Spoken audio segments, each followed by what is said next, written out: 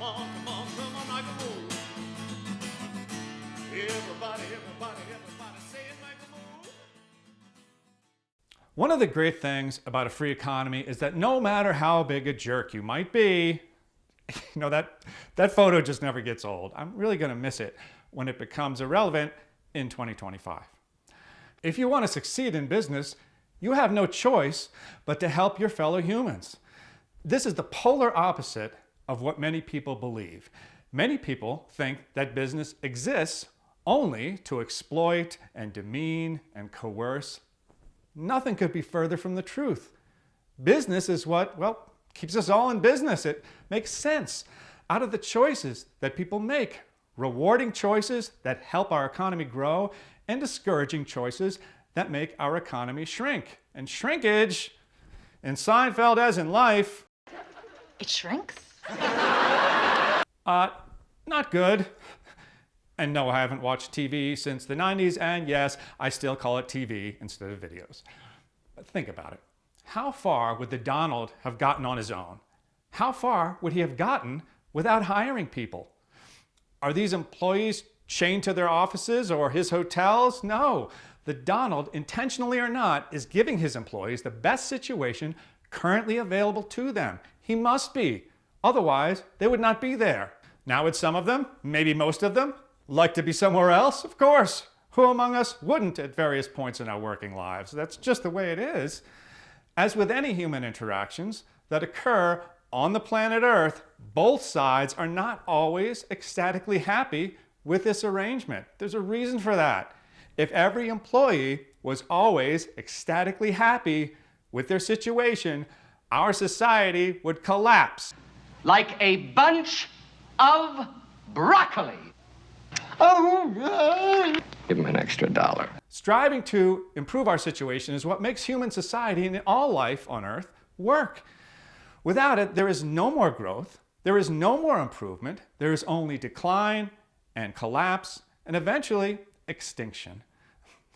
I find it ironic that in order to be perceived as really helping their fellow humans, today's industry leaders need to leave their companies to do something which, on balance, generally helps people much less than what they were doing before. Let's take Bill Gates. Mr. Gates was a big part of creating the information age, which created almost incalculable opportunities for people at all levels of society all over the world. There is absolutely no way Mr. Gates, who now runs a nonprofit foundation, is doing anywhere near as much to help humanity now with the foundation as he was before at Microsoft. So why do we think otherwise? It's simple. He's no longer doing something that benefits him. This has absolutely nothing to do with the realities of bettering society or providing more opportunities for people at all levels of society. It has only to do with how it looks.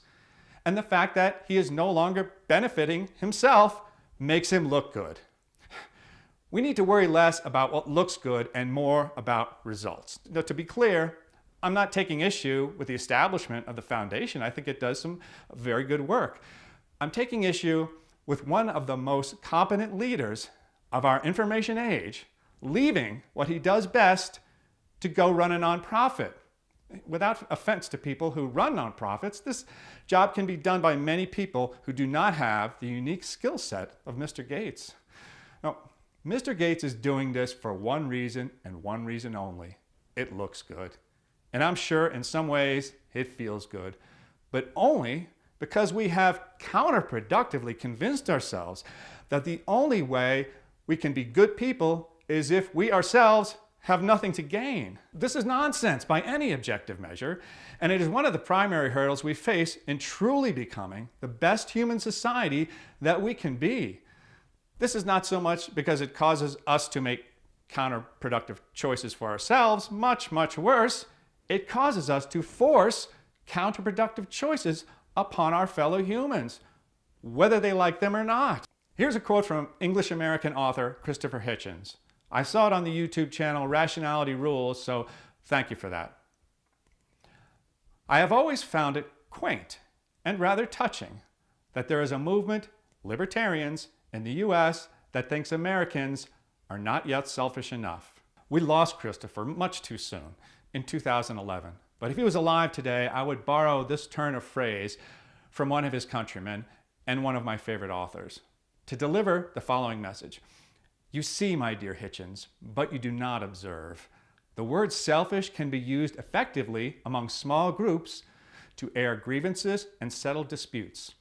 But when you drop the S-bomb on an entire segment of society and then honestly examine your own behavior, you cannot avoid being hit with the fallout. Thank you, Christopher, for your valuable contributions to our social discourse. Thank you, Stephen, of Rationality Rules, for helping me find this quote. And thank you both for being human.